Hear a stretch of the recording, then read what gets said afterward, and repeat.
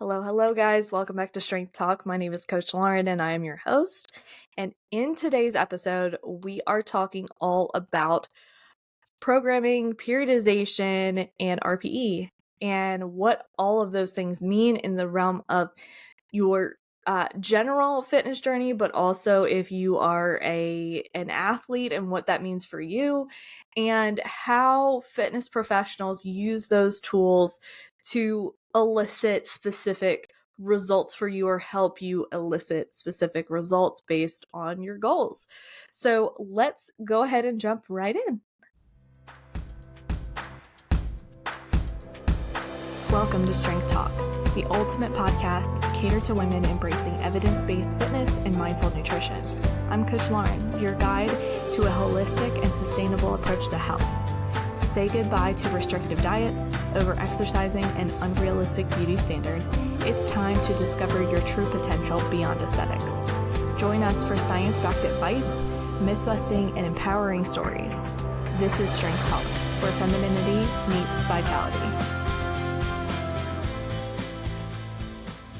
Hello, guys. Welcome back to Strength Talk.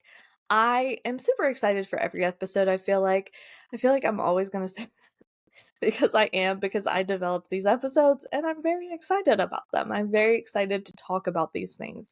And today in particular is something that I have been working on, not just my own personal skills with, but also my knowledge of like the history of these things and also how to apply them more and more to my clients. I'm constantly developing my knowledge, and I'm really excited to share that with you today. So, like I mentioned in the intro, we are going to talk about programming and periodization. And when I talk about programming and periodization and cycles and block training and RPE and all of that, what the heck do I mean? What the heck do other fitness professionals mean when they talk about those things? How it applies to you in your specific journey, and how they can help you achieve the goals that you've set for yourself. So, we're going to start with periodization. And these are just general terms that fitness professionals use mostly when we talk to each other. Sometimes when we talk to clients, if it is relevant to them, but we mostly use it to talk to each other about things and to educate one another or to share our specific methodologies and what we use and all of that stuff. So periodization is a concept of training. And when I talk about training, I mean working out, or when we talk about it in terms of athletes, we talk about, yes, exercises that they're doing, but sport specific exercise. So periodization is a overall concept of training and working out that deals with the division of the training process into specific phases. Okay. And when we talk about, I'm not going to go deep into each one of those phases because I'm not here to educate you to help you be a trainer or a coach. I am here talking to you as if you are a client, as if you are someone in the general population who is not going to apply this to your own clients, okay? Knowledge of the specific phases and breaking those specific phases down is something that a trainer and a coach, and even sometimes physical therapists, sports medicine, those types of people are going to use in order to help their clients achieve their specific goals. For you in particular, all that you need to know is periodization is the overall concept of training, while programming is the manipulation of the variables within each phase of training. For example, like repetition sets and like load or the weight that you use, that we change and manipulate to bring about specific adaptations and specific results within a specific period of time or that particular phase of periodization. Okay. So we have known about training and periodization and forms of periodization and forms of programming for a very, very long time. It is pretty much ancient knowledge, but there is a Russian physiologist. I don't know how to pronounce his name. but it's not important that you need to know his name. But he really developed this periodization concept with the different phases after analyzing the 1952 and 1956 Summer Olympics. And he observed the athletes within that Olympic period and observed their training and then observed their performance. And he created the systematic approach, not necessarily created, but defined the specific approach and further developed it into sport specific goals to achieve optimal performance and increase someone's athletic potential. In 2001, there was a Ukrainian professor that was appointed by the International Olympic Committee for his comprehensive work in developing the general theory of sports training and sports specific periodization. And so it was basically, you're looking at ancient Greeks and ancient and medieval Europe used these training concepts in general, but it was never defined. In the 1950s, there was a Russian guy who defined all of that. And then in 2001, there was a Ukrainian guy who was recognized for his work further developing these concepts, okay? The point here is that we have known about these concepts for a very, very long time, okay? And recently we have been, in the last, 100 years or so, we've just begun defining these concepts, last 70 years, 75 years, okay? Periodization as a whole, or someone's training plan, should be dynamic and should be adapted to the specific person and their specific goal. That's what we know creates the best results when it comes to overall, not just athletic potential, but fitness potential and health potential. Okay. So we know these things. We know that training and working out needs to be specific to the person. Okay. So now that specificity can vary. You can purchase a general training plan that checks most of your boxes and follow that plan and get amazing results. You can get something custom, okay, that is very specific to you and get incredible results and get amazing results. You can choose whichever one. Now, a lot of people prefer the custom over the non-custom training plans because custom usually comes with someone like me and a coach to help you adapt to your specific needs, whether you have previous injuries, nagging injuries, whether you have mobility issues and struggles, or you're working around something, or you're working with a condition or autoimmune disorder or whatever.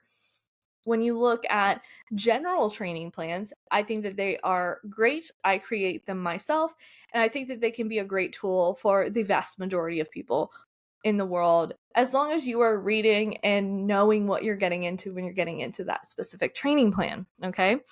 And so while a lot of the research, the initial research around periodization and programming stems from the Olympics and athleticism and athletes and developing their potential, we also know that this directly translates to the general population when we look at the health of the population, when we look at generating results within the population. And when we look at different tools and different bodily responses to training. And there are three that I want to touch on very quickly that are required within periodization programming and all of those things that help bring about the specific goals that we have for ourselves, whether it's just strength and power, whether it's muscle building and body recomposition, whether it's just fat loss, whether it's endurance training and running, or whether it's sports specific training as well. So there are three concepts that a lot of people don't think about when they think, someone like me who's just putting exercises together in a specific way and not really thinking about it, I specifically think of these principles when I am developing a training plan, no matter if it's a custom training plan for my clients, no matter if it's a general training plan for my clients. And I think a lot of times, training plans can be super general and super, you know, not really in depth, and not fall into the category of these things and not check these boxes. And those are the type of training plans I would say that you're going to find for free, you're going to find at a low price, and you're going to find by influencers because they don't know what they're doing and they don't understand these concepts. Okay. And these three specific concepts are the general adaptation syndrome, which is a syndrome that describes how the body responds and adapts to stress that is placed on the body. For adaptations to occur, or for our body to adapt to that stress, the body has to be confronted with the stressor of some form. And then that stressor creates the need for response. And what that means in the general consensus of training is that in order to create change in your body, you have to place some sort of stress on it. And a lot of people think that, they're on one extreme or the other. They think that they shouldn't place any stress on the body, or they place way too much stress on the body to where their body has trouble adapting. So finding that happy medium is something that for someone like me, I am an expert and I know and understand how to do that for specific people. Everyone is different in the amount of stress that their body needs to elicit those responses. Okay. And over time, especially in terms of strength and muscle building, the body is going to require more of you in order to create that change, especially if you are getting to an advanced stage of athleticism and those types of things. The second principle is what's called the SAID principle, or specific adaptations to oppose demands principle. Okay. So what this means is that the human body will adapt specifically to the demands and the responses and the stresses placed on it. It is essentially a concept that we know and we learn and we apply in healthcare and in fitness and in physical therapy and all of those things. Okay. In order for, and this is the same concept of like a vaccine. Okay. Most vaccines anyway, are created from the actual virus that it's meant to prevent. So we're putting an acute stress on the body so that the body can create a response to that to prevent us from getting the disease or the illness. It's the same concept. The same concept applies to training. If I want to be able to fully squat, to do a full squat ass to grass, okay, I am going to have to put stress on my body to be able to get down to that level. Now, that stress is going to come in many different forms. It's also going to depend on my exercise history, the amount of stress I can handle, and what is placed on my body. It's also going to depend on if I have any tightness or weakness in other muscles. And how you develop that exercise plan is going to be specific to the person. Okay? So, the last one is going to be progressive overload. And progressive overload is increasing the load on the body in a variety of ways in order to generate that change. Okay, progressive overload is required of any muscle building or strength training adaptation. It's also applicable to any much other types of training, but especially to muscle building, especially to strength training, you have to progressively overload the body in a systematic way in order to elicit change. Okay. And all three of those together, the only thing that you need to take away from this is that it's not just as simple as increasing the weight, increasing the reps, or increasing the sets, or all three, or a combination of all three, every single week in order to elicit change in your body. We can do this in a variety of different ways. We can add stress to the body in a variety of different ways and in varying amounts in order to help you elicit specific change in the body. Okay? So, going back to programming, periodization, cycles, all of those things, because I know that there is some buzz and some talk about cycling, and in my personal opinion, I think a lot of people talk about these things just to make themselves sound smart, but they don't actually know what they mean. So we're going to talk about what they mean. And I think that a lot of people who aren't trainers use them and don't quite understand what they mean. I can tell you right now, I don't use these terms. These are terms for things, but I don't use them when I'm talking to clients and even other fitness professionals, because I think that it's kind of redundant and it's kind of, in my opinion, it's more complicated to use these terms than to just say what you mean. Okay? So, for example, periodization. I use the term programming because I feel like programming, people think if I'm on a program, like that is going to elicit specific results. That's all you need to know, really. I don't really use the term periodization, even though I kind of use programming as periodization. But anyway, so I want to talk about the different types of cycles that you can go into as part of like a planning process for developing a periodization strategies. So I talked about periodization and that there are phases of periodization. When I'm looking at developing periodization for either a client or a general program, I'm going to think about it in terms of cycles. And while my brain doesn't necessarily think of like, what are the cycles? This is essentially what I do without thinking about it. And you'll see what I mean in a second. So there are macrocycles, mesocycles, and microcycles. So macrocycles are the high-level cycles used to plan out a periodization over a long length of time, such as several months or a year. When we talk about mesocycles, we're talking about those intermediate lengths of time that we break down the macrocycle into more specific phases over several weeks or several months. And then the microcycles are going to be the more granular focuses and the acute training differences. So, for example, right now I'm developing a 12-week program, okay? A 12-week periodization focused around strength, training, conditioning, and mobility, okay? So when I thought about developing this program, I'm thinking about it in terms of the macro cycle. Okay, the macro cycle is going to be the 12 weeks. The 3 months, that's 3 months is the macro cycle.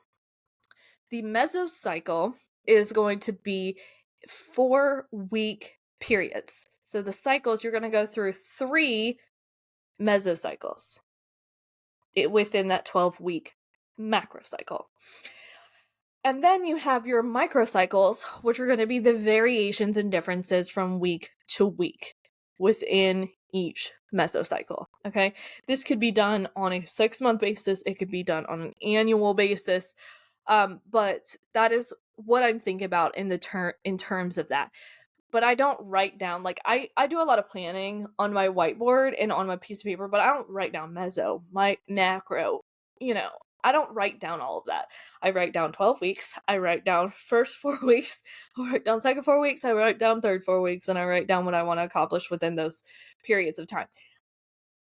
Because that's basically what it means. And I don't need to think about it in terms of these fancy words that you can just use. Like, this is your first cycle, second cycle, third cycle, essentially.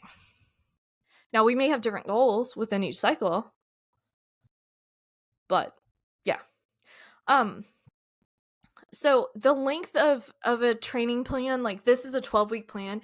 that's going to vary per client and per goal. So this generic plan that I'm creating, and I say generic like it's a bad term, but it's not, this pre-made or done for you program that I'm creating called Illuminate Strength. So Illuminate Strength is for those who just want to work on their health from a strength training perspective, from a conditioning perspective, from a mobility perspective, moving well, getting strong, and not focusing on how their body physically looks. Is this program going to elicit specific like physical adaptations? Yes, it can do that. It can build muscle. It can help you burn fat. It can help you change your body composition. Is everyone going to have those same results? No. So I'm not going to say that. But that's going to vary. How I program custom programs for my clients are going to vary per client. I have some clients where I look at, when I'm thinking about long term for them, let's say they sign up for 6 months of coaching with me. I'm going to look at, okay, what can we accomplish in that 6 months? That's going to be our macro cycle. Our mesocycle is going to be, maybe we switch things up every 2 months. Okay, so that may be our mesocycle is every 2 months. We switch things up, or we take a look at their programming and we take a look at changing. And then the microcycles are going to be those 8-week programs. Or I may have a client who we need to address things on a more frequent basis, which is not necessarily something that I do all the time. And I'll talk a little bit about why that is later. But that's essentially what I do. I look at how long that client has booked me for as part of my macro cycle. During the mesocycles, we're looking at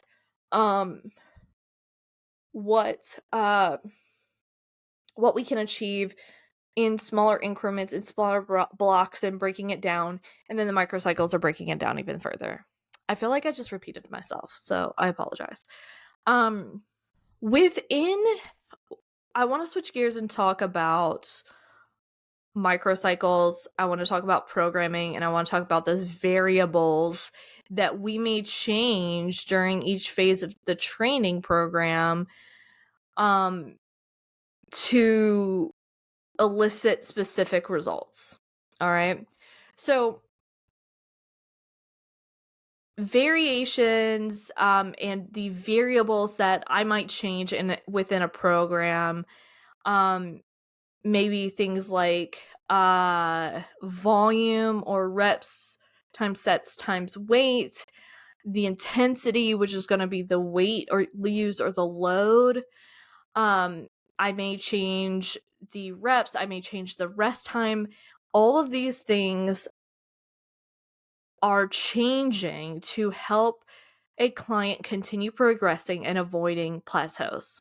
Okay, a plateau is essentially where progress remains stagnant for a lengthy period of time. Now, everyone in their fitness journey is going to run into a plateau of some kind, whether it's a strength plateau, whether it's a muscle building plateau, whether it's a fat loss plateau, whether it's a speed plateau, whether it's a what am I trying to say? Pace plateau. Geez, I was really struggling. I have to switch my brain to endurance running right now. That's hard. Anyway, without these variables, without variable stimuli, or without varying stressors on the body, your neuromuscular system and even your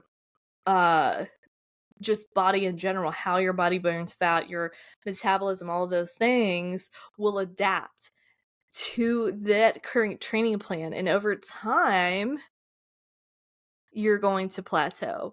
It's why we use that general adaptation syndrome. It's why we use progressive overload. It's why we use the SAID principle, because we understand that no matter who you are, no matter what your goals are, no matter if you're an athlete or your general population, your body's going to adapt to that training stimulus. And so that training stimulus needs to change every 4 to 8 weeks, or as needed to help you avoid a plateau and help you continue to make progress.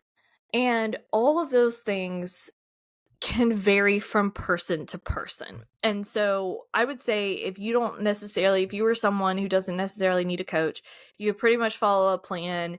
You may have questions every now and then, like something like Illuminate Strength would be great for you, and it would be a great program to try out. Let's say you go through the 12 weeks, you don't really see a lot of progress. It may be that you need a different stimulus on your body in order to elicit different progress. Okay.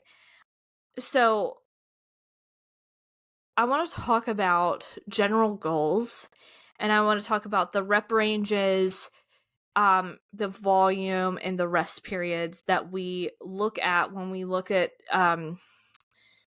when I'm thinking about programming. This is just in general. Okay. So when we look at endurance training, we're going to look at high rep, lower weight, and shorter rest periods. Okay. When we look at muscular endurance, I prefer to use that sort of style training when someone first starts with me. Especially if they desire to strength train and or build muscle of any kind. High rep, low weight, short rest periods, because this helps prepare their body for exercise. All right. It's part of the phases that we talked about within periodization. When we talk about hypertrophy or muscle building, bodybuilding style training, that is hypertrophy, we're looking at a rep range from 8 to 15 reps. And we look at moderate weight. Like you want to, within that 8 to 15 rep range, you want to get close to what's called mechanical failure or form failure, or failing to maintain form. And we're looking at moderate rest time. So when I talk about endurance, I'm talking about 15 or more reps, up to 30, 50 reps. And then I'm talking about low weight and rest periods of like sometimes even 5 to 10 seconds up to maybe 30 to no more than 45 seconds for sure. When we look at hypertrophy or bodybuilding style training, we're looking at rest periods between 45 seconds to 90 seconds for those 8 to 15 rep ranges, and sets of like anywhere from 3 to like 5 or 6 sets. When we look at strength training, okay, and this is what bugs me. I just downloaded an app by a very popular fitness influencer. I'm not going to say what it is. Okay. When I look at the beginner program that's given to everyone when they start this app, it says strength training. When I click on the workout and I see rep ranges of 8 to 15, which is literally what this is, that is not strength training. And in my opinion, a beginner in their first 6 weeks should not be even doing hypertrophy, should not be even doing strength training. What we know as fitness professionals and what we've been taught, this person is an influencer and I'm not confident has been taught these things. What we know and what we know is best for people is to operate within that low load, high rep, low rest periods. And I'm looking at this right now and it says like, let's see. Let me start this workout. All right. So when I look at 90 seconds of rest. So hypertrophy. This is not strength training. Okay. So when you when people say strength training and you have some high reps in there, higher reps, and like moderate rest, you should kind of question it. When we talk about strength training, we're talking about anywhere from 1 up to 8 reps at most. We're talking about moderate to heavy loads, heavy loads, and longer rest periods. So rest periods of at least 2 minutes up to 4 minutes. And I would say you could even go as low as 90 seconds, but I would say 90 seconds at the absolute lowest, up to even 4 minutes. And then we have power training, and power is going to be those low reps, so 1 to 5 reps. We're going to have highest load, so max load for that 1 to 5 reps, and we're going to have high amounts of rest periods. So, and resting anywhere from, I would say, 3 to sometimes 8 to 10 minutes, depending on the set, depending on the load, depending on the athlete or the client. So that just gives you a general idea of what each style of training falls into. Now, that is not everything. You can work on plyometrics, agility, all of those things, but those are going to be, in general, kind of the process that I would take a client through, starting with endurance, moving to hypertrophy, mixing in some strength, and then moving on to power if that's something that they desire.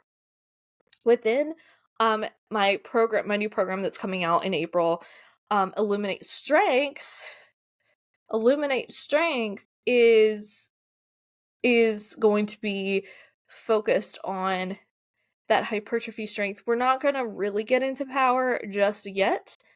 I have more iterations of that program coming out that we may get into power training, but for now, we're going to focus on endurance, hypertrophy, and strength alone. So, let's see. Okay. So one thing that I get also a lot of questions on that I wanted to clarify are there two different types of periodization. There is linear and nonlinear or undulating periodization.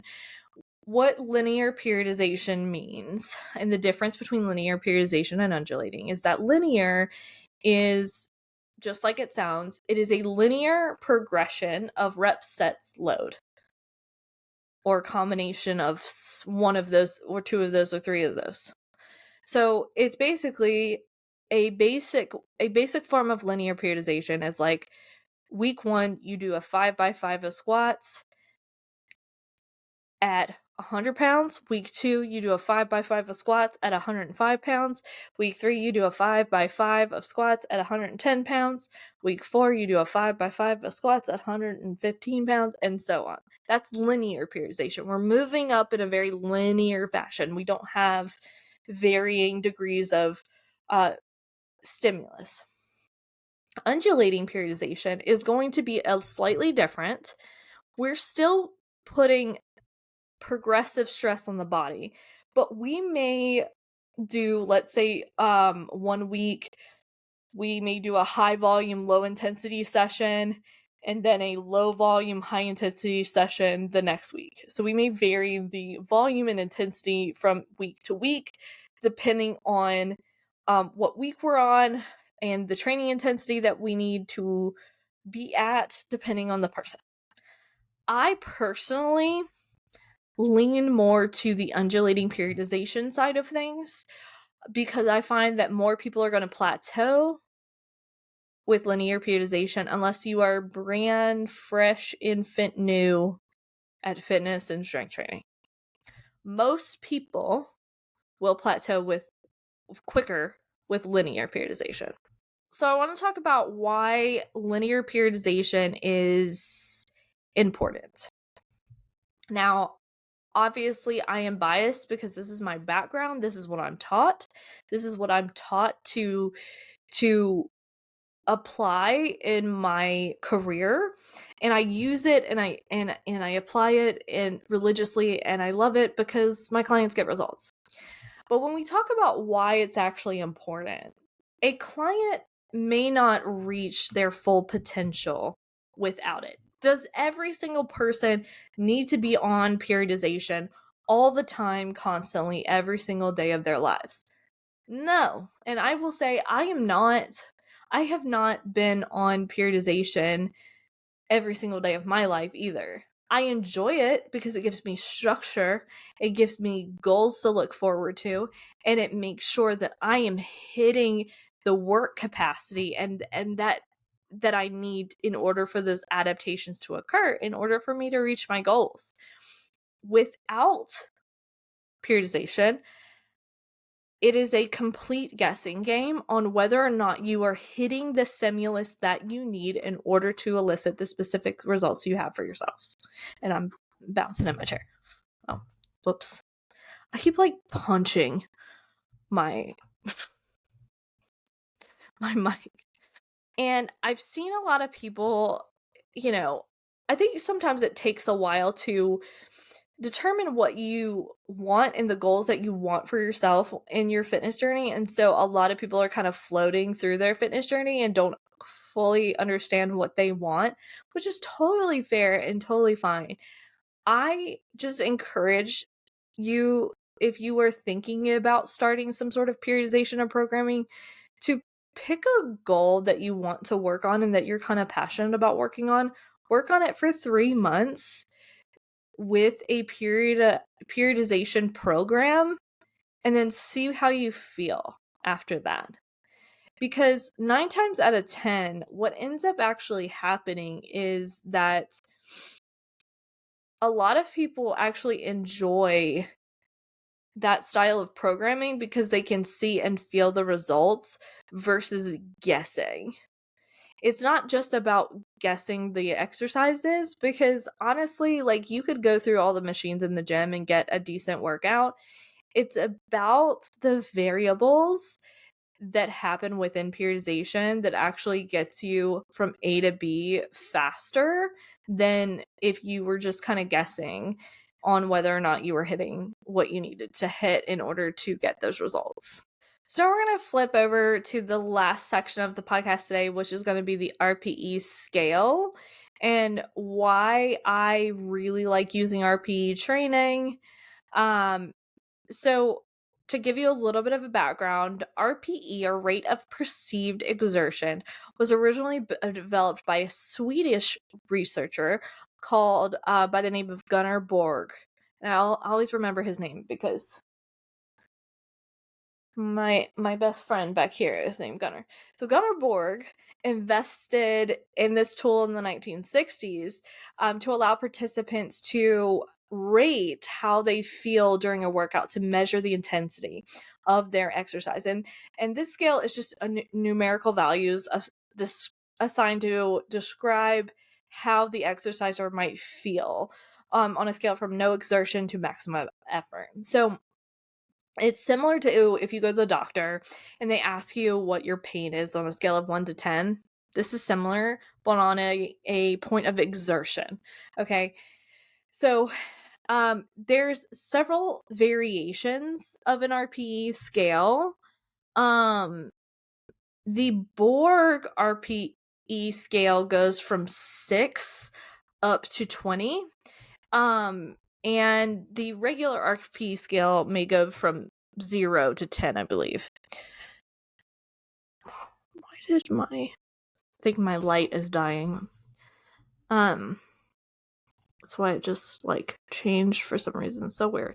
Anyway, so with using the scale, I like to use a 0 to 10 just because I feel like most people relate to that. And I like to use it in the sense of reps in reserve, or RIR. So when we talk about, when I talk about an RPE of 7, I want my client to have 3 reps in reserve before they hit mechanical failure or form breakdown or form failure. Okay, and I have a nice pretty chart that I use for that I will upload for any of our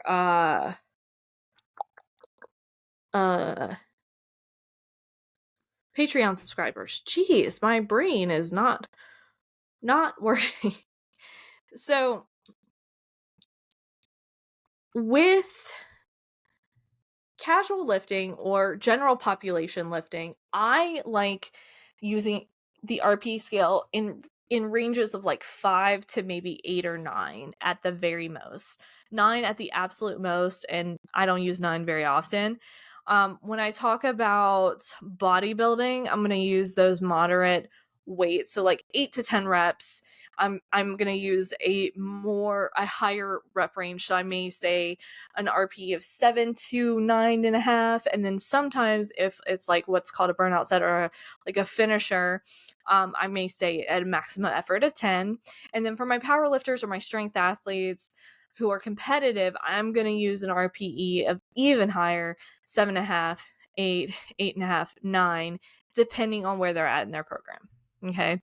And I'm flipping back and forth, which is why you're probably seeing the light switch to my Word doc with all my notes. So that's what's happening. And I even use this for programming for the nonprofit that I work for my Parkinson's athletes. So they should operate on an RPE scale of 7 to 8 on a regular basis. So programming to make sure, depending on what level class it is, they're getting that RPE 7 to 8 challenge of the class in order to elicit specific results for Parkinson's. And they're getting those health benefits of the exercise that they need. So the RPE scale is not meant to be a perfect guessing game all the time. You don't have to be perfect at it, and you shouldn't be perfect at it. It takes time, but it's very, very, very, very powerful for tuning into the body and trusting yourself and trusting that you know what to do, and also feeling out the different stimulus of the body. So I like to use, when I'm talking to my clients about using the RPE scale, I like to say that the first set with an RPE is like you're starting to get it. Like you may choose a weight and guess for their first set. Your second set is really where you're going to depend, or you're going to be able to tell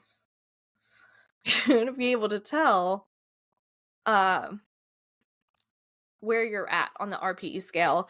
And then by the third, fourth plus sets, you should have a pretty good idea of where you're at. Maybe even sometimes the third set or even the fourth set, if this is your first time using RPE and you're not sure where you're pushing. The other benefit to RPE is it allows for the variations of the body, depending on where you're at in your cycle, depending on if you're sick or recovering from something, depending on maybe you've had low amounts of food, or maybe on the flip side, you've even had a little bit extra food and you're feeling really good and extra fueled and you want to push yourself. So the RPE scale is there to adapt to the changing variations of the body as well. Personally, I will use an RPE for my powerlifters, but when they're prepping for a meet, I'll use percent of max, so the percentage of their max weight, because I find that this is really helpful because it gets them used to both. And that's what happened. My light just died. It gets them used to both, and it gets them used to tuning into their body at the right times, but it also makes sure that they're hitting the marks that they need to hit in preparation for a meet. Okay. For my Patreon subscribers, this week, you're going to get my RP scale and a description of how to use it for your own training, depending on what you're working on. So you're going to get my RP guide. If you have any questions about that, please let me know. If you are a Patreon subscriber, thank you so much for supporting this podcast and supporting me getting this information out there. I appreciate you. If you want to be a Patreon subscriber, it's $8.99 a month. You can find the link in the show notes. And inside Patreon, we are talking all things podcast stuff. So topics in the podcast, I give you a freebie or an extended episode after the podcast inside Patreon, so you get exclusive access, and then you get access to the podcast before they go live to the public. So if you guys have any questions about Patreon, please let me know. If you could, please share this podcast on social media, like and subscribe if you're watching me on YouTube, or if you are on any of the listening to me on any other platforms, please give me a review, give me feedback. I'd also love to connect with you on social media. So if you share this podcast, tag me, because I want to follow you. I want to follow your journey and all of those things. So that is all that I have for you guys today. Thank you so much for tuning in, and I will talk to you next week. Bye.